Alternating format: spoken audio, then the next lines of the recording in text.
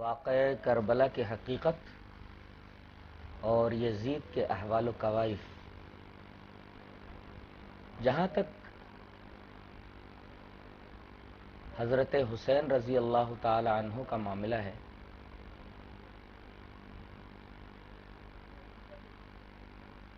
ان کے بارے میں تو بس اتنا ہی جان لینا کافی ہے کہ وہ نبی کریم صلی اللہ علیہ وسلم کے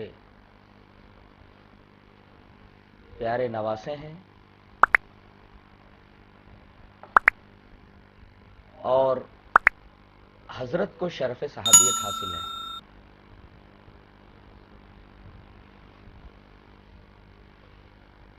اور صحابہ کرام کے بارے میں نبی کریم صلی اللہ علیہ وسلم کی وہ حدیث پاک میں آپ لوگوں کے گوش گزار کر چکا ہوں۔ بارے دیگر اس حدیث پاک کو نگاہوں کے سامنے لے آئیں۔ حدیث اس طرح ہے: وعن ابی ہریرہ رضی اللہ تعالی عنہ قال قال رسول اللہ صلی اللہ علیہ وسلم لا تسبوا اصحابی لا تسبوا اصحابی فوالذی نفسی بیدہ لو ان احدکم انفق مثل احد ذهبا ما ادرک مد احدهم ولا نصیفہ، رواہ مسلم فی کتاب الفضائل۔ امام مسلم اس حدیث پاک کو مسلم شریف کتاب الفضائل میں لائے ہیں۔ راوی حضرت ابو ہریرہ رضی اللہ تعالیٰ عنہ۔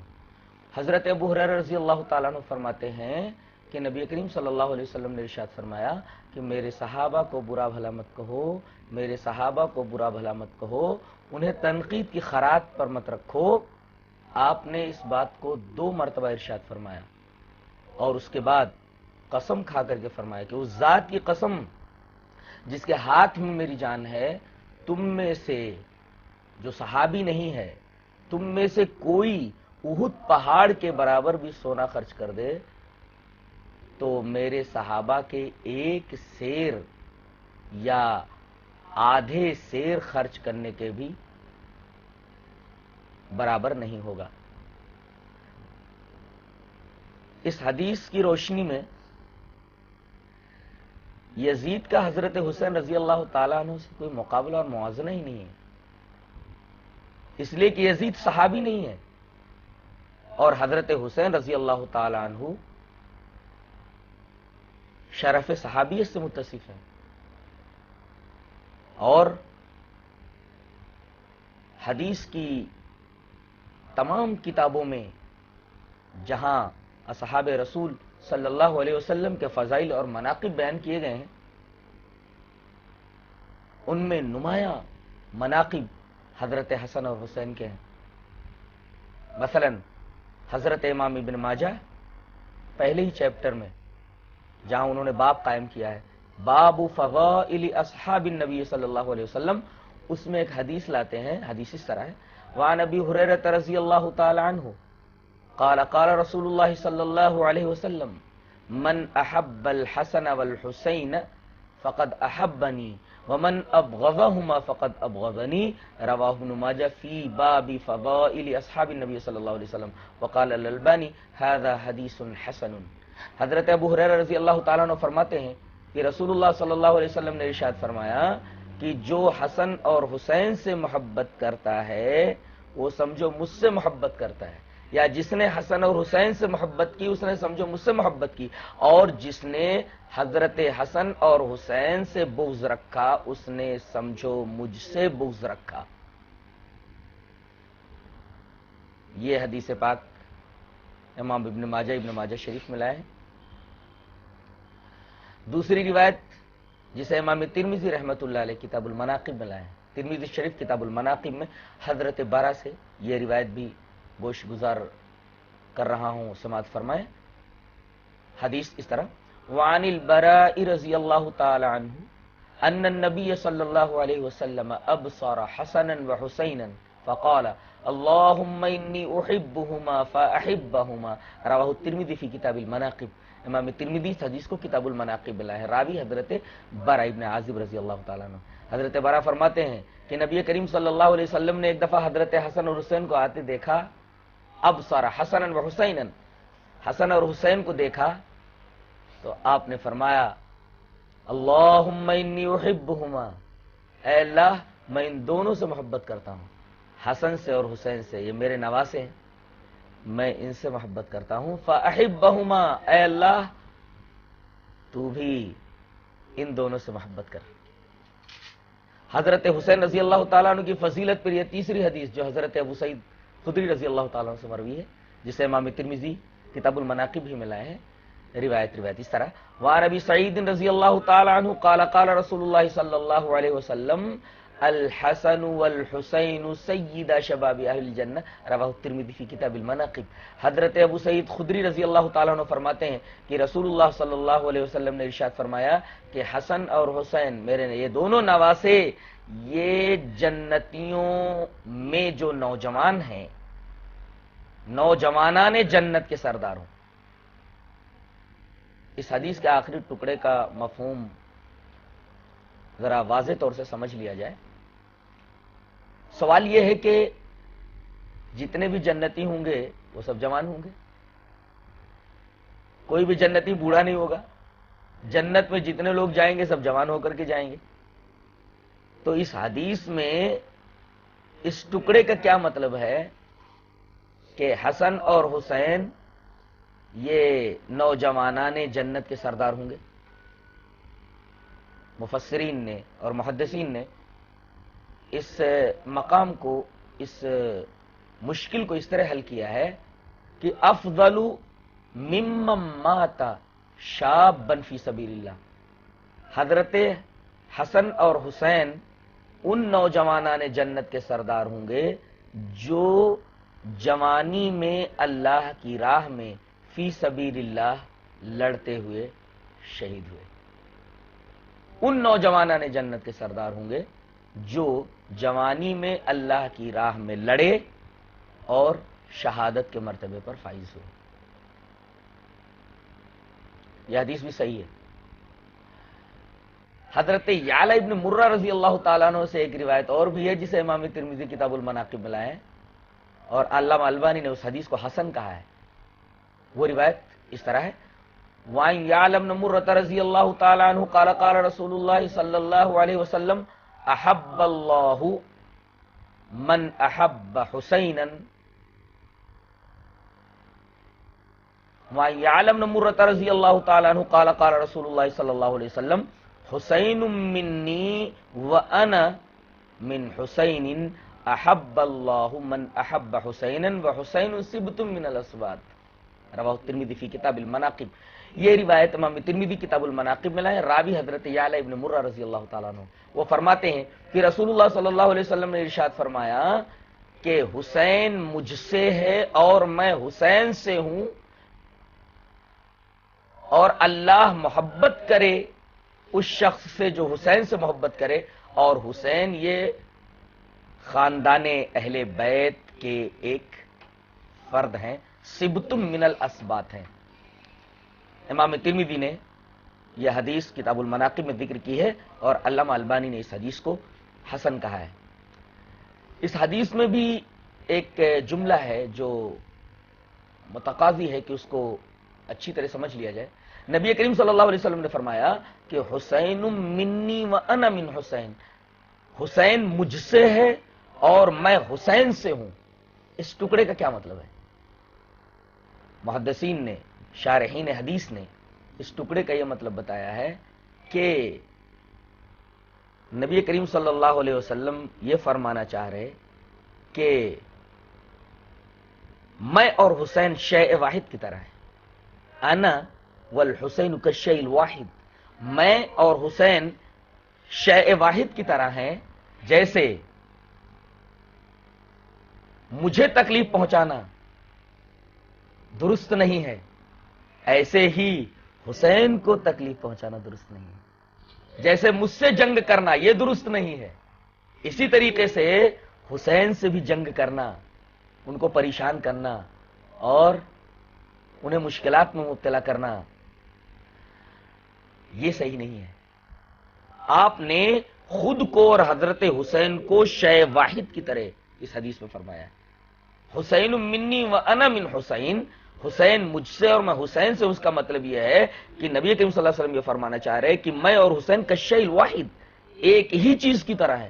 جیسے میرا ستانا جائز نہیں ہے، ایسے حسین کا ستانا بھی درست نہیں ہے. اسی طریقے سے جس طرح مجھ سے لڑنا یہ جائز اور درست نہیں ہے، اسی طرح میرے نواسے حسین سے بھی لڑنا اور اس کو پریشان کرنا، مشکلات میں مبتلا کرنا، یہ درست نہیں ہے. شارحین حدیث نے اس کا یہ مطلب بتایا. اور علامہ البانی نے اس حدیث کو، جس کا راوی حضرت یعلا ابن مرہ ہے اور یہ روایت ترمذی کتاب المناقب میں حسن درجے کی حدیث کہا ہے، جس سے حضرت حسین رضی اللہ تعالی عنہ کے مقام کا پتہ چلتا ہے. اسی طرح امام ترمذی کتاب المناقب میں ایک اور روایت لائے جو روایت صحیح ہے. روایت اس طرح ہے، وعن عبد الرحمن ابن ابی نعم ان رجلا من اهل العراق سأل ابن عمر عن دم البعوض يصيب الثوب فقال ابن عمر انظروا هذا يسأل عن دم البعوض وقد قتلوا ابن رسول اللہ صلی اللہ علیہ وسلم وسمعت رسول اللہ صلی اللہ علیہ وسلم یقول الحسن والحسین ریحانتان من الدنیا رواہ الترمذی فی کتاب المناقب. حضرت عبد الرحمن ابن ابی نعم فرماتے ہیں کہ عراق سے ایک آدمی آیا اور اس نے حضرت عبداللہ ابن عمر رضی اللہ تعالی عنہ سے ایک سوال کیا. سوال یہ تھا کہ کوئی شخص مچھر کو مار دے اور اس مچھر کا خون کپڑے پر لگ جائے تو اس کپڑے کا کیا حکم ہے؟ سال ابن عمر عن دم البعوض، بعوض معنی مچھر، عن دم البعوض یصیب الثوب، کوئی مچھر مار دے اور مچھر کا خون کپڑے میں لگ جائے تو اس کپڑے کا کیا حکم ہے؟ حضرت عمر رضی اللہ تعالیٰ عنہ نے، ابن عمر رضی اللہ تعالیٰ عنہ نے انتہائی برافروختہ اور مشتعل ہو کر فرمایا، دیکھ نہیں رہے ہو اس بےہودہ شخص کو؟ انظروا الی ھذا، اس آدمی کو دیکھ رہے ہو؟ عراق سے آ کر کے یہ سوال کر رہا ہے. یسأل عن دم البعوض، یہ مچھر کے خون کے بارے میں سوال کرتا ہے. وقد قتلوا ابن رسول اللہ صلی اللہ علیہ وسلم، جبکہ عراقیوں نے رسول اللہ صلی اللہ علیہ وسلم کے بیٹے کو یعنی نواسے کو، حسین کو میدان کربلا میں انہوں نے شہید کیا، میدان کربلا میں انہوں نے قتل کیا. جبکہ میں نے سنا ہے کہ رسول اللہ صلی اللہ علیہ وسلم فرما رہے ہیں کہ حسن اور حسین یہ میرے دنیا کے دو پھول ہیں، ریحانتا من الدنیا، دنیا کے دو پھول ہیں. یہاں اس حدیث میں ایک بات انتہائی قابل غور ہے، وہ یہ ہے کہ نبی کریم صلی اللہ علیہ وسلم کے یہ صحابی حضرت عبداللہ ابن عمر اس عراقی کے بارے میں یہ کہہ رہے ہیں، اس آدمی کو دیکھو مچھر کے خون کے بارے میں پوچھ رہا ہے، جبکہ انہوں نے، عراق والوں نے نبی کریم صلی اللہ علیہ وسلم کے بیٹے کو یعنی نواسے کو قتل کیا ہے. نبی نے یا ابن عمر نے یہ نہیں کہا کہ یزید اس کا قاتل ہے یا دمشقیوں نے قتل کیا، اس لیے کہ یزید اس وقت دمشق میں تھے، عراقیوں نے قتل کیا ہے. وقد قتلوا ابن رسول اللہ صلی اللہ علیہ وسلم، عراقیوں نے، یہ جو سوال کر رہا ہے یہ عراقی ہے اور عراقیوں ہی نے نواسے رسول کو قتل کیا ہے. ابن عمر یہ نہیں کہہ رہے کہ یزید نے قتل کیا ہے یا یزید کی فوج نے قتل کیا ہے، بلکہ یہ کہہ رہے ہیں کہ عراقیوں نے ان کو قتل کیا ہے، جس سے یہ پتا چلتا ہے کہ یہ قتل کرنے والے جو تھے حضرت حسین رضی اللہ تعالی عنہ کے، وہ نہ تو یزید کی طرف کے تھے نہ حسین کی طرف کے تھے، یہ وہی لوگ تھے جنہوں نے خطوط بھیج کر کے حضرت حسین رضی اللہ تعالی عنہ کو کوفہ بلانے کی کوشش کی، اور عین وقت پر انہوں نے جس طریقے سے حضرت علی کو، ان کے والد کو، حضرت حسین رضی اللہ تعالیٰ عنہ کے والد محترم حضرت علی کو بلا کر کے عراقیوں نے دھوکہ دیا، کوفیوں نے دھوکہ دیا، اسی طریقے سے وہی معاملہ حضرت حسین کے ساتھ دہرایا گیا، بلایا گیا اور ان کے ساتھ غداری اور بے وفائی کی گئی.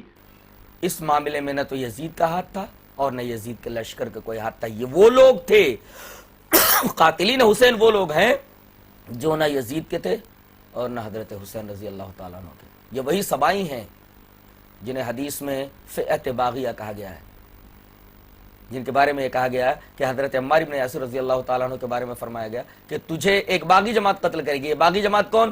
بعض لوگ کہتے ہیں کہ حضرت امیر معاویہ کا لشکر یہ باغی جماعت ہے، جبکہ نہ تو وہ فئت باغیہ حضرت علی کی جماعت ہے جنگ صفین میں ہے اور نہ تو حضرت امیر معاویہ رضی اللہ تعالیٰ عنہ کی جماعت ہے، بلکہ یہ وہی لوگ ہیں جو دونوں کو آپس میں لڑانا چاہتے تھے اور جس کی وجہ سے تقریباً 90,000 آدمی جنگ صفین میں مارے گئے، اور یہ وہی لوگ ہیں جو جنگ جمل برپا کرنے والے ہیں، اور وہاں تقریباً 9,000 یا 10,000 مسلمان مارے گئے۔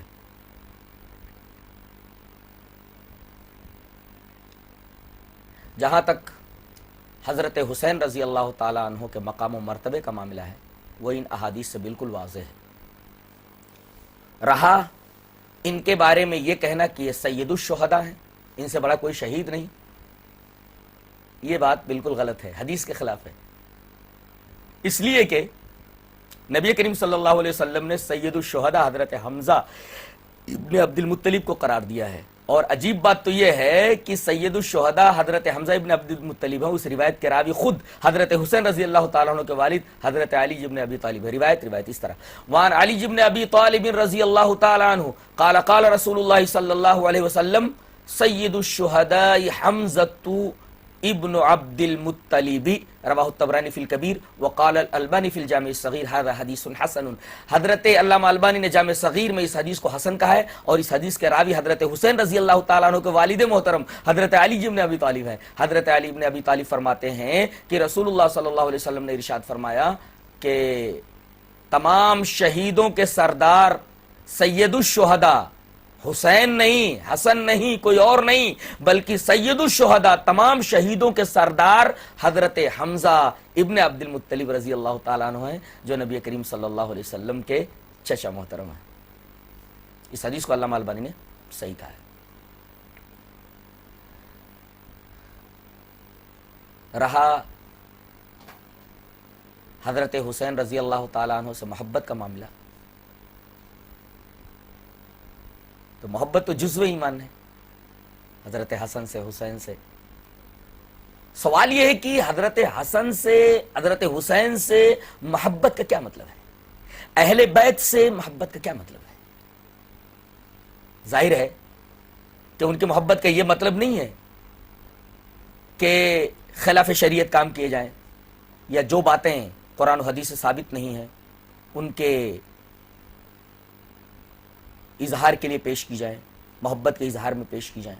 مثلا ماتم کرنا، چہروں کو پیٹنا، سینے کو زد و کوب کرنا، جاہلیت کی پکارنا، اس سے تو منع کیا گیا ہے۔ نبی کریم صلی اللہ علیہ وسلم نے اس سے منع فرمایا۔ حدیث اس طرح، وعن عبداللہ رضی اللہ تعالی عنہ قال قال رسول اللہ صلی اللہ علیہ وسلم من لطم الخدود وشق الجیوب ودعا بدعوى الجاہلیہ رواہ البخاری فی کتاب الجنائز۔ حضرت امام بخاری اس حدیث پاک کو ایسے ہی کتاب الجنائز کے اندر لائے ہیں۔ راوی حضرت عبداللہ ابن مسعود ہے۔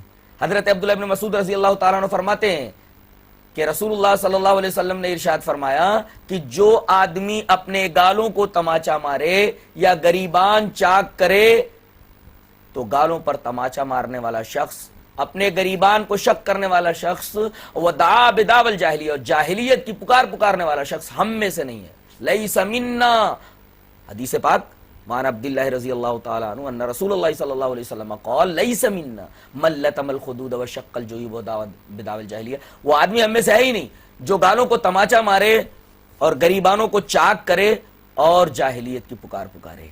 یہ روایت بخاری شریف کتاب الجنائز میں موجود ہے، جس میں سینہ کوبی، ماتم، اسی طریقے سے جاہلیت کی پکار، گریبانوں کو چاک کرنا، سب کے بارے میں کہا گیا کہ ایسی حرکت کرنے والا آدمی کم سے کم اسلام کے دائرے میں تو نہیں ہے، ہم میں سے نہیں ہے، یعنی مسلمان نہیں ہے۔ اور اسی طرح اگر اس روایت کو بھی اس کے ساتھ ملا لیں تو بات اور واضح ہو جاتی ہے، جسے امام ترمذی رحمۃ اللہ علیہ کتاب الجنائز بنائے۔ راوی حضرت ابو مالک اشعری رضی اللہ تعالیٰ، روایت اس طرح، وعن ابی مالک الاشعری رضی اللہ تعالیٰ عنہ قال قال رسول اللہ صلی اللہ علیہ وسلم النیاحۃ من امر الجاہلیۃ وان النائحۃ اذا ماتت ولم تتب قطع اللہ لها ثیابا من قطران او درعا من لہب النار رواہ الترمذی فی کتاب الجنائز۔ حضرت امام ترمذی حدیث پاک کو ایسے کتاب الجنائز میں لائے، راوی حضرت ابو مالک اشعری ہیں۔ حضرت ابو مالک اشعری رضی اللہ تعالیٰ عنہ فرماتے ہیں کہ رسول اللہ صلی اللہ علیہ وسلم نے ارشاد فرمایا کہ نیاحت، نوحہ کرنا، مرثیہ گانا، یہ سب کی سب جہالت کی بات ہے، جہالت کے معاملات میں سے ایک معاملہ ہے۔ اور یاد رکھو کہ نوحہ کرنے والی عورت اگر مر جائے اور توبہ نہ کرے، بغیر توبہ کیے مر گئی، نوحہ کرنے والی عورت، تو اللہ تبارک و تعالی اس کے لیے تارکول کے کپڑے جہنم میں کٹوائے گا یا آگ کے شولوں کا لباس اس کو پہنایا جائے گا۔ نوحہ کرنا، ماتم کرنا، اس کی ممانعت کی گئی ہے۔ تو محبت حسین کا یہ مطلب نہیں ہے کہ آدمی خلاف شریعت کام کرے، جیسا کہ آج محبت حسین کے نام پہ ہو رہا ہے۔ اسی طرح جہاں تک سوگ منانے کی بات ہے، اول تو یہ حقیقت نگاہ میں رکھی جائے اور یہ نقطہ ذہن میں رکھا جائے کہ نوحہ کرنے کی اجازت یا اسی طریقے سے میت پر سوگ کرنے کی اجازت عورت کے لیے ہے، وہ بھی صرف 3 دن ہے۔ اجازت صرف متوفی عنہا زوجها کے لیے جس کا شوہر مر گیا ہو 4 مہینے 10 دن ہے۔ روایت اس طرح، وان زینب بنت ابی سلمۃ رضی اللہ تعالی عنہا اخبرته قالت دخلت على ام حبیبۃ زوج النبی صلی اللہ علیہ وسلم فقالت سمعت رسول اللہ صلی اللہ علیہ وسلم یقول لا يحل لامرأة تؤمن باللہ والیوم الآخر تحد على میت فوق 3 الا على زوج 4 اشہر و10 ثم دخلت على زینب بنت جحش حين توفي اخوها فدعت بطیب فمست به ثم قالت مالی بالطیب من حاجہ غیر انی سمعت رسول اللہ صلی اللہ علیہ وسلم علی المنبر یقول لا يحل لامرأة تؤمن باللہ والیوم الآخر تحد على میت فوق 3 الا على زوج 4 اشہر و10 رواہ البخاری فی کتاب الجنائز۔ یہ پورے صفحے پر یہ روایت پہلی ہوئی تھی، میں نے من وان و حدیث نقل کر دی ہے، اور راویہ حضرت زینب بنت ابی سلمہ ہیں۔ وہ فرماتی ہیں کہ میں ایک دفعہ نبی کریم صلی اللہ علیہ وسلم کی زوجہ محترمہ ام حبیبہ جو حضرت معاویہ رضی اللہ تعالیٰ عنہ کی بہن ہیں اور ابو سفیان رضی اللہ تعالیٰ عنہ کی بیٹی ہیں اور نبی کریم صلی اللہ علیہ وسلم کی زوجہ محترمہ ہیں، ان کے پاس میں گئی۔ دخلت علی ام حبیبہ، میں ان کے پاس گئی جو نبی کریم صلی اللہ علیہ وسلم کی بیوی زوج النبی صلی اللہ علیہ وسلم۔ فقالت، وہ کہتی ہیں کہ میں نے نبی کریم صلی اللہ علیہ وسلم کے فرماتے سنا کہ لا یحل لامرأة، کسی عورت کے لیے یہ حلال نہیں، کسی عورت کے لیے جائز نہیں، جو عورت اللہ پر اور یوم آخرت پر ایمان رکھتی ہو، کہ وہ کسی میت کے اوپر 3 دن سے زیادہ سوگ منائے۔ ہاں، ایسی عورت کے لیے 3 دن سے زیادہ سوگ منانے کی اجازت ہے جس کا شوہر مر گیا ہو، وہ اپنے شوہر کے اوپر 4 مہینہ 10 دن تک سوگ کر سکتی ہے۔ غور فرمائیے، اس حدیث کے اندر عورت کے لیے سوگ کی بات کہی گئی ہے، وہ بھی عورت کے لیے 3 دن، اور جس کا شوہر مر گیا ہو اس کے لیے 4 مہینہ 10 دن۔ کہتی ہیں اس کے بعد میں نبی کریم صلی اللہ علیہ وسلم کی ایک دوسری زوجہ مطہرہ حضرت زینب بنت جحش کے ہاں گئی، حین توفی اخوہا، جب ان کے بھائی مر گئے تھے۔ دیکھیے، نبی کریم صلی اللہ علیہ وسلم کے سالے کا انتقال ہوا ہے، حضرت زینب بنت جحش آپ کی بیوی ہیں، ان کے ہاں جب میں گئی، جب ان کے بھائی کا انتقال ہوا، حین توفی اخوہا، تو انہوں نے خوشبو منگائی، جبکہ سوگ کے اندر خوشبو لگانا عورت کے لیے جائز نہیں ہے۔ فتات بطیب، خوشبو منگائی، طیب مانے خوشبو، اسی سے طیب کا لفظ بنا ہے۔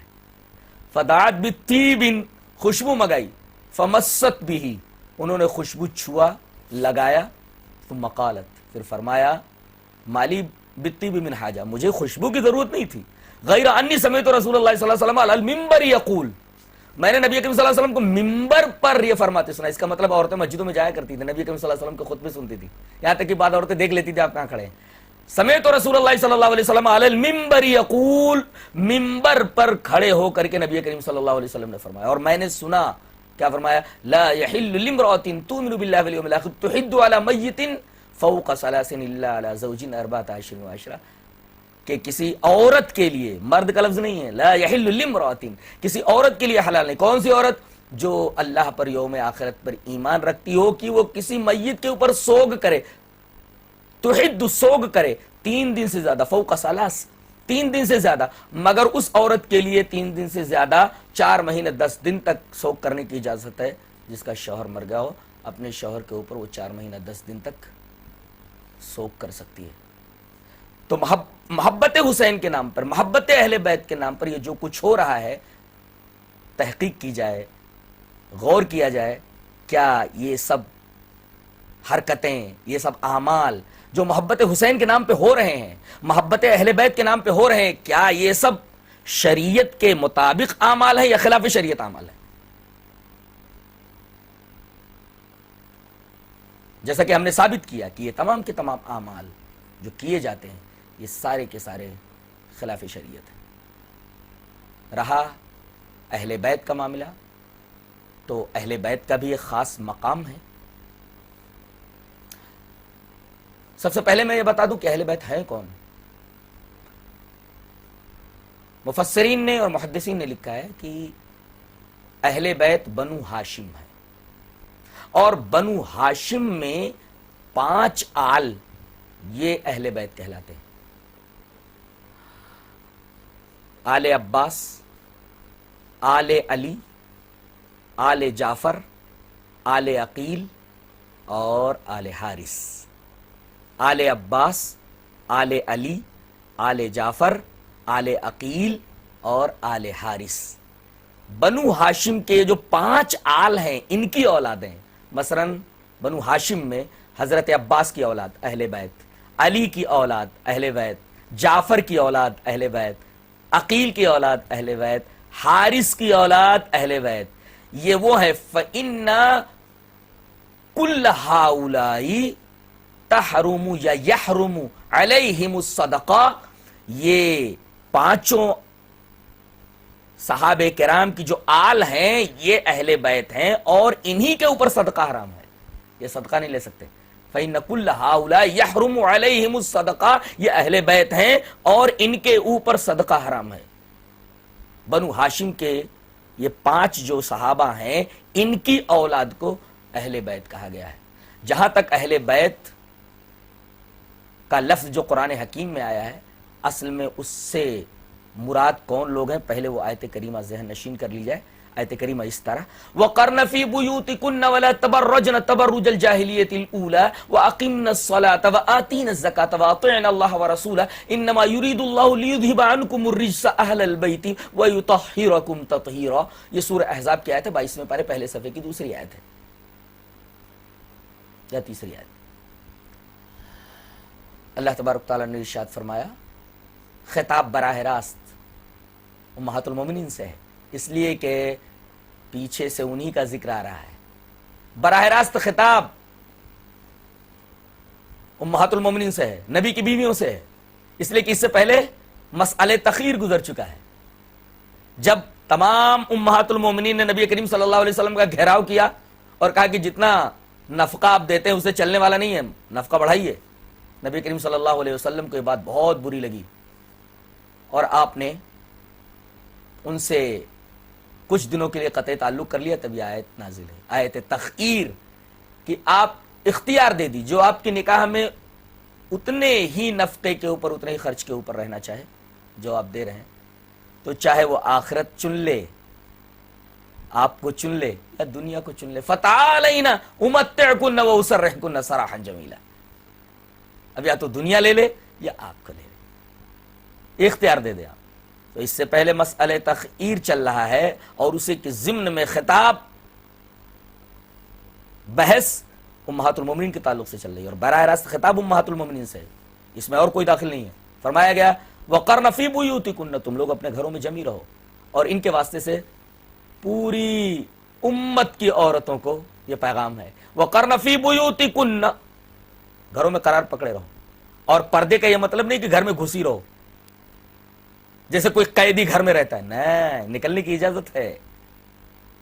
اگر پردے کا مطلب قید و بند ہوتا تو اگلا ٹکڑا نہ لایا جاتا۔ وَقَرْنَ فِي بُيُوتِكُنَّ، تمہارا اصل دائرے کار تو گھر ہے، وَلَا تَبَرَّجْنَ تَبَرُّجَ الْجَاهِلِيَّةِ الْأُولَىٰ، نکلنے کی ممانعت نہیں ہے، نکلو تو ایک شرط کے ساتھ کہ زمانے جاہلیت کی زیب و زینت، آرائش اور بناؤ سنگار کر کے مت نکلا کرو، تم اپنے دائرے کار میں رہ کر کے کام کرو۔ تمہارا کام کیا ہے؟ وَأَقِمْنَ الصَّلَاةَ، نماز قائم کرو، وَآتِينَ الزَّكَاةَ، زکات دو، وَأَطِعْنَ اللَّهَ وَرَسُولَهُ، اللہ اور اس کے رسول کی اطاعت کرو، اپنے شوہر کا خیال رکھو، بچوں کی دیکھ ریکھ کرو، یہ تمہارا کام ہے۔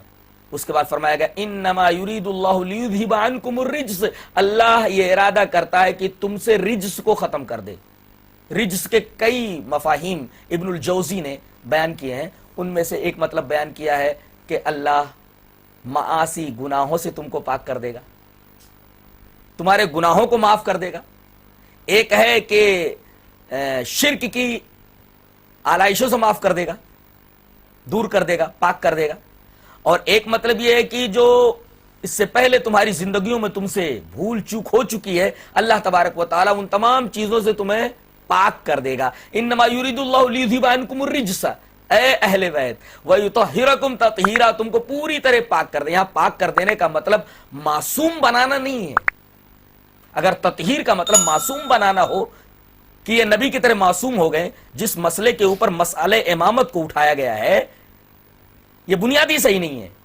اس لیے کہ اگر تطہیر کا مطلب گناہوں سے معصوم کر دینا یا ہو جانا مان لیا جائے تو یہ تو عام مسلمانوں کے بارے میں بھی آیا ہے.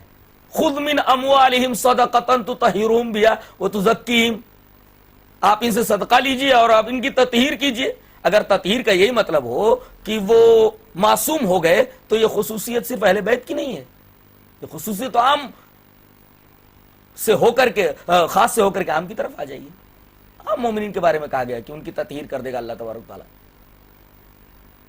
اور غور فرمائیے تو حقیقت میں اہل بیت سے مراد صرف امہات المومنین ہے، جیسا کہ سورہ احزاب کی ان آیتوں کا سیاق بتا رہا ہے. اور عربی زبان کے اندر بھی اہل بیت صرف بیوی کو کہا جاتا ہے، اور اس کی نظیر قرآن حکیم میں سورہ ہود کے اندر موجود ہے. اللہ تبارک تعالیٰ نے ارشاد فرمایا وَلَمَّا جَاءَتْ رُسُلُنَا إِبْرَاهِيمَ بِالْبُشْرَىٰ قَالُوا سَلَامًا وَلَقَدْ جَاءَتْ رُسُلُنَا إِبْرَاهِيمَ بِالْبُشْرَىٰ قَالُوا سَلَامًا قَالَ سَلَامٌ فَمَا لَبِثَ أَن جَاءَ بِعِجْلٍ حَنِيذٍ فَلَمَّا رَأَىٰ أَيْدِيَهُمْ لَا تَصِلُ إِلَيْهِ نَكِرَهُمْ أَوْجَسَ مِنْهُمْ خِيفَةً قَالُوا لَا تَخَفْ إِنَّا أُرْسِلْنَا إِلَىٰ قَوْمِ لُوطٍ وَامْرَأَتُهُ قَائِمَةٌ فَضَحِكَتْ فَبَشَّرْنَاهَا بِإِسْحَاقَ وَمِن وَرَاءِ إِسْحَاقَ يَعْقُوبَ قالت يا ويلتى أألد وأنا عجوز وهذا بالي شيخا إن هذا لشيء عجيب قالوا أتعجبين من أمر الله رحمة الله وبركاته عليكم أهل البيت إنه حميد مجيد. یہ ایک واقعہ ہے کہ اللہ تبارک و تعالی نے حکم دیا فرشتوں کو کہ جا کر کے لوط کی بستی سدوم کو الٹ دو. تو فرشتے سب سے پہلے سدوم بستی نہیں گئے، بلکہ چونکہ حضرت لوط علیہ السلام حضرت ابراہیم علیہ السلام کے بھتیجے ہوتے ہیں، ابراہیم خلیل اللہ کے پاس پہلے وہ فرشتے آئے، انسانی شکل میں تھے. ان کو دیکھ کر کے حضرت ابراہیم علیہ السلام نے ان کو ایک جگہ بٹھایا مہمان خانے میں، اور فوراً گئے بھنا ہوا بچڑا لا کر کے ان کے سامنے رکھ دیا. بھنا ہوا بچڑا ان کے سامنے رکھا ہوا ہے، اور جب دیکھا کہ ان کے ہاتھ بچڑے کی طرف نہیں بڑھ رہے ہیں تو ڈر گئے کہ شاید یہ میرا نمک نہیں کھانا چاہتا، لگتا ہے میرے دشمن ہے، ڈر گئے ہو. اس سے ایک بات تو یہ معلوم ہے کہ نبیوں کو غیب کا علم نہیں ہوتا. دیکھو فرشتے انسانی شکل میں ہیں، ابراہیم خلیل اللہ تک کوئی علم نہیں ہے کہ یہ فرشتے ہیں کہ انسان ہیں، ان کو یہ معلوم ہے کہ انسان ہی ہے. اسی وجہ سے تو بھونا وہ بچڑا لے کر کے آئے. دوسرا مسئلہ یہ معلوم ہوا کہ نوری مخلوق اگر مادی شکل میں آ جائے تب بھی وہ کھانے کی محتاج نہیں ہوتی. اسی طرح اگر نبی کریم صلی اللہ علیہ وسلم کو نور کا بنا ہوا مان لیا جائے نوری مخلوق، تب تو آپ کو کھانے کی حاجت نہیں ہونی چاہیے، جبکہ آپ کھانا کھایا کرتے تھے. اسی طریقے سے جب ان کو ڈر محسوس ہوا تو فرشتوں نے کہا قالوا لا تخف، آپ ڈریے نہیں، ہم لوگ انسان نہیں ہیں، ہم فرشتے ہیں. انا ارسلنا الی قوم لوط، ہم قوم لوط کو تباہ و برباد کرنے کے لیے بھیجے گئے ہیں. اب جب ان کا ڈر ختم ہوا، دروازے کے پیچھے سے ان کی بیوی ان کی پریشانی دیکھ رہی تھی. ڈر کے بعد جب یہ خوش ہوئے تو دروازے پر کھڑی ان کی بیوی ہنس پڑی. وامرأتہ قائمۃ، ان کی بیوی کھڑی ہوئی تھی، فضحکت، ہنس پڑی. تو فرشتوں نے کہا کہ ہم اللہ تبارک تعالیٰ کی طرف سے تم کو اسحاق کی بشارت دیتے ہیں کہ تمہارا اسحاق پیدا ہوں گے، اور پوتے کی بھی بشارت اللہ ہم لوگوں کی طرف سے آپ کو دے رہا ہے کہ پوتا بھی ہوگا، اس کا نام یعقوب رہے گا، بیٹے کا نام اسحاق اور پوتے کا نام یعقوب. تو کہنے لگی قالت یا ویلتہ ہائے الیدو، میرے بچہ پیدا ہوگا، وانا عجوز، میں بڑھیا ہوں، وہذا بالی شیخہ، یہ میرے شوہر بہت بوڑھے ہیں، ان ھذا لشیء عجیب، ایسا کیسے ہو سکتا ہے؟ جوانی کا موسم تو گزر چکا ہے. بچے جس موسم میں پیدا ہوتے ہیں، جس عالم میں پیدا ہوتا ہے، وہ عالم، وہ موسم جوانی کا وہ تو گزر چکا ہے، ایسا کیسے ہو سکتا ہے؟ ان ھذا لشیء عجیب، یہ تو بہت عجیب بات ہے. قالوا، تو فرشتوں نے کہا اتعجبین من امر اللہ، کیا تم اللہ کے حکم سے تعجب کرتی ہو؟ رحمت اللہ وبرکاتہ علیکم، اہل البیت، اللہ کی رحمت اور اس کی برکتیں ہوں تم پر اے اہل بیت. یہاں اہل بیت سے مراد صرف اور صرف حضرت ابراہیم علیہ السلام کی بیوی ہیں، حضرت سارہ ہیں. اور یہاں جو علیکم استعمال ہوا زیادہ سے زیادہ یہ کہا جا سکتا ہے کہ اس میں حضرت ابراہیم بھی شامل ہیں اور تغلیباً ضمیر مذکر استعمال کیا گیا. اسی وجہ سے اگر کوئی شیعہ یہ اعتراض کرے کہ وَيُطَهِّرَكُمْ تطہیرہ میں ضمیر مذکر کم لائی گئی ہے، کیوں لائی گئی؟ اس سے مراد یہ ہے، اس کا مطلب یہ ہے کہ یہاں امہات المومنین مراد نہیں، دوسرے لوگ مراد ہیں. تو ٹھیک ہے، امہات المومنین اگر مراد نہیں ہے اور ضمیر کم ہے تو تم فاطمہ کو بھی نکال دو، اس میں سے فاطمہ کو نکال دو، جبکہ تم خود کہتے ہو کہ اس میں حضرت فاطمہ شامل ہے. تو وہ اعتراض جو سنیوں پر کیا جاتا ہے وہ اعتراض تو تمہارے اوپر بھی ہوتا ہے. اور اس سلسلے میں اگر ترمذی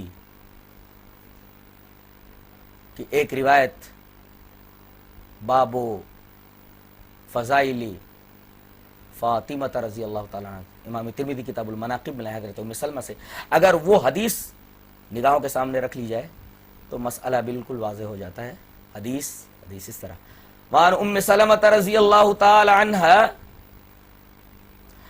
ان رسول اللہ صلی اللہ علیہ وسلم جلل علی الحسن والحسین وعلی وفاطمة کساء ثم قال اللهم هؤلاء اہل بیتی وخاصتی. فقالت ام سلمة رضی اللہ تعالی عنہ وانا معهم یا رسول اللہ. قال انت الى خیر. رواہ الترمذی فی کتاب المناقب. حضرت امام ترمذی حدیث کو کتاب المناقب میں راویہ نبی کریم صلی اللہ علیہ وسلم کی بیوی حضرت ام سلمہ ہے. حضرت ام سلمہ فرماتی ہیں کہ نبی کریم صلی اللہ علیہ وسلم نے ایک دفعہ حسین کو بلایا. ایک چادر تھی، آپ نے چادر اوڑھ لی، اس کے اندر حضرت حسن کو بلا کر کے اندر کر لیا، حضرت حسین کو بلایا، ان کو اندر کر لیا، علی کو بلایا، ان کو اندر کر لیا، وفاطمہ اور فاطمہ کو اندر کر لیا. کس چیز میں؟ کساءن، ایک چادر تھی. اس حدیث کو اسی وجہ سے حدیث کسا کہا جاتا ہے، چادر والی حدیث. سب کو اندر کر لیا. کتنے لوگ ہوئے؟ حضرت حسن، حسین، علی، فاطمہ، محمد. یہ پاک پنجتن ہے. سوال یہ ہے کہ ان کو پاک کیوں کہا جاتا ہے؟ پاک کیوں کہا جاتا ہے؟ اسی تطہیر کے بنا پر. اگر پاک کا یہ مطلب ہے کہ معصوم تو یہ تصور بالکل غلط ہے. یہ تصور قرآن حکیم کی روح سے بالکل باطل ہے. وہاں تطہیر کا وہ مطلب نہیں جو شیعہ حضرات لیتے ہیں، معصوم ہونے کا معنی. اور نبی کریم صلی اللہ علیہ وسلم نے ان کو چادر میں لینے کے بعد کل 5 ہوئے. حسن جلل علی الحسن والحسین وعلی وفاطمہ. اور خود آپ اس طرح 5 اس چادر کے اندر ہو گئے اور آپ نے فرمایا اللہم ہؤلاء اہل بیتی، اے اللہ یہ میرے اہل بیت ہیں. اے اللہ یہ میرے اہل بیت ہیں. کیا مطلب؟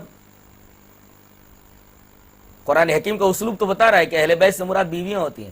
یہاں مفسرین و شارحین حدیث نے یہ بتایا ہے کہ یہاں نبی کریم صلی اللہ علیہ وسلم نے جب یہ آیت کریمہ پڑھی، آپ نازل ہوئی اور اہل بیت کا مقام دیکھا، اپنی بیویوں کا مقام دیکھا، تو آپ صلی اللہ علیہ وسلم نے اپنے دونوں نواسوں، داماد اور بیٹی کے بارے میں بھی دعا کی کہ اے اللہ جس طریقے سے تو نے میری بیویوں کو مقام عطا کیا ہے، اہل بیت کو میرے مقام عطا کیا، ان کو بھی اہل بیت میں شامل کر لے. یہ مطلب ہے. اس طریقے سے آیت قرآنیہ میں اور حدیث پاک میں جو بظاہر تعارض دکھتا ہے وہ تعارض دفع ہو جاتا ہے اور دونوں میں تطبیق ہو جاتی ہے. حضرت ام سلمہ رضی اللہ تعالیٰ فرماتے ہیں اللہ کے رسول میں بھی ان میں سے، وانا معہم یا رسول اللہ. قال انت الی خیر، تو پہلے سے اس میں داخل ہے، تو پہلے سے بھلائی کی طرف ہے، تو پہلے سے اس میں داخل ہے. اور قرآن حکیم کے اسلوب کو اگر دیکھیے تو ایک ان پڑھ آدمی بھی ترجمے کے ذریعے عربی اسلوب سے ناواقف وہ تب بھی بتا دے گا کہ یہ سیاق جو چل رہا ہے صرف اور صرف امہات المومنین کے لیے اور کسی کے لیے نہیں ہے. اور اہل بیت کے لیے مذکر کی ضمیر لانا یہ عربی زبان کا ایک اسلوب ہے، عربی زبان کا ایک ضابطہ ہے اور قاعدہ ہے جسے قرآن حکیم نے اس جگہ استعمال فرمایا ہے جو جگہ میں نے ابھی بیان کیا اور جس جگہ کی طرف ابھی میں نے اشارہ کیا. تو یہ بحث تھی حضرت حسین رضی اللہ تعالیٰ عنہ کے تعلق سے. ان کے بارے میں ایک آخری بات اور جان لینا ضروری ہے، وہ یہ ہے کہ حضرت حسین رضی اللہ تعالیٰ عنہ حضرت حسن جو کہ ان کے بڑے بھائیوں سے 1 سال چھوٹے ہیں اور ان کی پیدائش 5 شعبان سن 4 ہجری میں ہوئی. یعنی نبی کریم صلی اللہ علیہ وسلم جب مکہ سے ہجرت کر کے مدینہ تشریف لائے تو ہجرت کے 4تھے سال یعنی سن 4 ہجری کے اندر 5 شعبان کو حضرت حسین رضی اللہ تعالیٰ عنہ پیدا ہوئے اور آپ کی شہادت میدان کربلا میں سبائیوں کے ہاتھوں عاشورہ کے دن سن 61 ہجری میں 10 محرم الحرام کو 61 ہجری کو، ایک روایت کے مطابق 52 سال کی عمر میں، 54 سال کی عمر میں، جیسا کہ مولانا سیف الرحمن صاحب نے لکھا ہے بلوغ المرام کے اندر اس کی شرح کرتے ہوئے، اور جیسا کہ حافظ ابن حجر نے تقریب التہذیب کے اندر 56 سال لکھا ہے، بعد لوگ 54 سال کی طرف گئے۔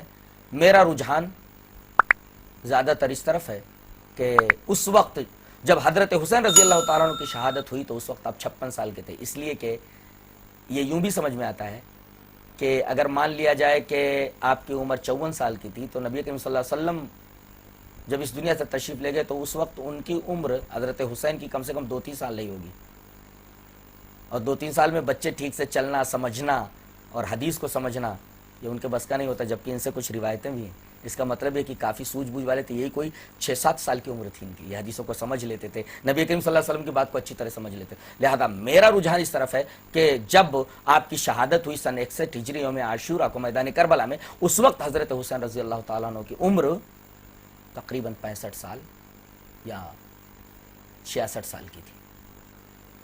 سوال یہ پیدا ہوتا ہے کہ میدان کربلا میں جو شہادت آپ کو ملی یہ کس قسم کی شہادت ہے؟ شہادت کی کئی قسمیں ہیں، میں چاہتا ہوں کہ ان تمام شہادتوں کو پر روشنی ڈال دوں۔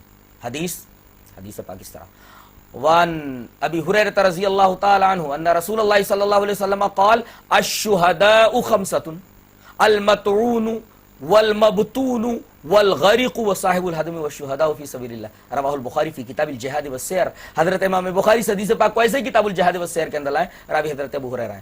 حضرت ابو ہریرہ رضی اللہ تعالیٰ عنہ فرماتے ہیں کہ نبی کریم صلی اللہ علیہ وسلم نے ارشاد فرمایا کہ شہیدوں کی 5 قسمیں ہیں۔ ایک تو وہ آدمی جو طاعون کے مرض سے مر جائے وہ بھی شہید، جو آدمی پیٹ کے کسی مرض سے مر جائے وہ بھی شہید، اور جو آدمی غرق ہو کر ڈوب کر کے مر جائے وہ بھی شہید، اور اسی طریقے سے جو آدمی کسی بلڈنگ کے کسی مکان کے گر جانے سے دب کر کے مر جائے وہ بھی شہید، اور وہ شہداء فی سبیل اللہ اعداء اسلام سے لڑتے ہوئے شہید ہو جائے وہ بھی شہید ہے۔ تو اس حدیث پاک میں بخاری کی جو یہ روایت ہے اس میں شہیدوں کی 5 قسمیں ہوئیں۔ اس طرح ایک اور روایت جسے امام ترمذی رحمۃ اللہ علیہ کتاب الجنائز کے اندر لائے ہیں اس کو بھی ملا لیتے ہیں، وہ حضرت سعید بن زید سے، حضرت سعید بن زید کی روایت اس طرح ہے، وان سعید بن زید رضی اللہ تعالی عنہ قال سمعت رسول اللہ صلی اللہ علیہ وسلم یقول من قتل دون مالہ فهو شہید ومن قتل دون دینہ فهو شہید ومن قتل دون دمہ فهو شہید ومن قتل دون اہلہ فهو شہید، رواہ الترمذی فی کتاب الجنائز۔ حضرت امام ترمذی اس حدیث کو کتاب الجنائز میں لائے۔ حضرت سعید بن زید فرماتے ہیں کہ میں نے نبی کریم صلی اللہ علیہ وسلم کو یہ فرماتے سنا کہ آپ صلی اللہ علیہ وسلم فرما رہے تھے کہ جو آدمی اپنے دین کے لیے مارا جائے، یا پہلے فرمایا مال کے لیے مارا جائے، مال بچاتے ہوئے، گھر میں کچھ چور گھسائے، مال بچانے کے لیے مار دیا گیا وہ شہید۔ جو آدمی اپنا دین بچاتے ہوئے مارا گیا وہ بھی شہید۔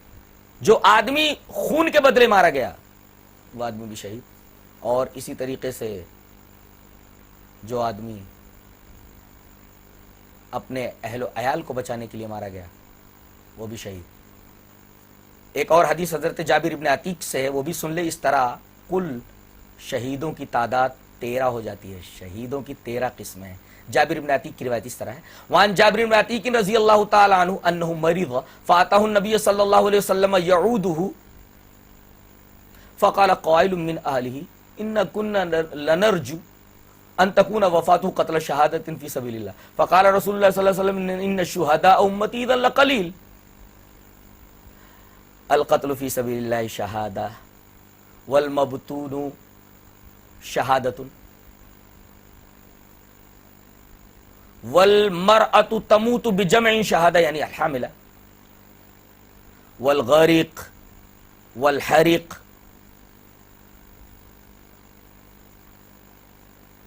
والمجنوب یعنی ذات الجنب شہادت، رواہ रवाह इब्न माजा फी किताब जिहाद। हजरत इमाम इब्न माजा इस हदीस पाक को किताब जिहाद में, ये इब्न माजा की रिवायत, किताब जिहाद की रिवायत है। हजरत जाबिर इब्न अतीक फरमाते हैं कि वो बीमार हुए तो नबी करीम सल्लल्लाहु अलैहि वसल्लम उनकी इयादत को आए। चल चलाव का टाइम था तो उनके किसी घर के खानदान के आदमी ने कहा कि अब हमको उम्मीद ये थी कि इनको अल्लाह तबारक व तआला शहादत फी सबीलिल्लाह अता करेगा। तो नबी करीम सल्लल्लाहु अलैहि वसल्लम फरमा रहे तब तो मेरी उम्मत के शहीदों की तादाद बहुत कम हो गई कि जो जंग में मारा जाए, अल्लाह के रास्ते में लड़ते हुए मारा जाए, वही शहीद है। इस तरह तो मेरी उम्मत के शहीदों की तादाद बहुत कम हो जाएगी। इन शुहदा उम्मती इज़ कलील, मेरे उम्मत के शुहदा की तादाद तो बहुत कलील होगी। फिर आपने फरमाया कि जो आदमी अल्लाह के रास्ते में लड़ते हुए मारा गया वो तो शहीद है ही। इसी तरीके से जो आदमी पेट के मरद में, ताउन के मरद में मरा, अभी शहीद है। इसी तरीके से वो औरत जो हमल की हालत में मर गई, वलमारातु तमूतु बिजमईन यानी अलहामिला, वो भी शहीद है। और इसी तरीके से जो आदमी डूब कर मर जाए, जो आदमी जल कर मर जाए, ये इजाफा है। गरीक तो पहली रिवायत में भी है, हारिक जो जल कर मर जाए। इसी तरीके से एक और रिवायत का, एक और चीज का इजाफा है, एक और शहीद का, वल मजनूब यानी दातल जम यानी पहलू की बीमारी हो, कोई बीमारी होती है दातुल जम, उसमें मुब्तला होकर के मर जाए तो भी शहादा। इस तरह इन तीनों रिवायतों को सामने रखने के बाद शहीदों की कुल 13 किस्में निकलती हैं। सवाल यह कि हजरत हुसैन रजी अल्लाह ताला अन्हु को जो शहादत मिली, इन 13 किस्मों में से कौन सी शहादत है? तो जहन में रखा जाए ये बात कि जिस तरह आदाए इस्लाम से लड़ते हुए आदमी अगर मारा जाए तो शहीद होता है, इसी तरह अगर किसी गलत फहमी की बना पर आपस में दो मुसलमान की मैं हक पर हूं, वो समझे मैं हक पर हूं, इस तरह दोनों आपस में लड़ जाए और उसमें कोई मुसलमान मारा जाए तब भी शहीद है। इसलिए कि हजरत अली और हजरत आयशा रजी अल्लाह ताला अन्हा के दरमियान जो जंग जमल हुई है, गलत फहमी की बुनियाद पर हुई, दोनों तरफ के आदमी मारे गए। कौन है? अपनों ने अपनों को मारा है, जाहिर शहीद है। हजरत मुआविया रजी अल्लाह ताला अन्हु और हजरत अली रजी अल्लाह ताला अन्हु जो जंग सिफ़ीन 90,000 आदमी मारे गए, एक ने दूसरे को मारा, एक मुसलमान ने दूसरे को मारा, ये कौन से शहीद है? गलत फहमी की बुनियाद पर एक मुसलमान ने दूसरे को मारा, लिहाजा जो मुसलमान भी मारे गए गलत फहमी की बुनियाद पर, वो सबके सब कत्ल फी शहादतिल्लाह यानी हुक्मी शहीद नहीं बल्कि हकीकी शहीद के दायरे में आते हैं। इस चीज को सामने रख करके फैसला किया जा सकता है कि हजरत हुसैन रजी अल्लाह ताला अन्हु हुक्मी शहीद नहीं बल्कि हकीकी शहीद हैं। इसलिए कि गलत फहमी की बुनियाद पर या इसी तरीके से एक साजिश की बुनियाद पर नाम के मुसलमानों ने एक मुसलमान को, नवासे रसूल को शहीद किया। ये हजरत हुसैन रजी अल्लाह ताला अन्हु के बारे में कुछ ज़रूरी बातें थी जो मैंने गोश्त गुजार की। अल्लाह तबारक तआला हमें नेक अमल से सच्ची तलब की तौफीक अता फरमाए और इस बात की तौफीक दे कि हम हक़ाइक़ को उसके सही तनाजुर में देखें और गलत फहमियों को अपने पास फटकने न दें। आखिर दावाना अल्हम्दुलिल्लाह।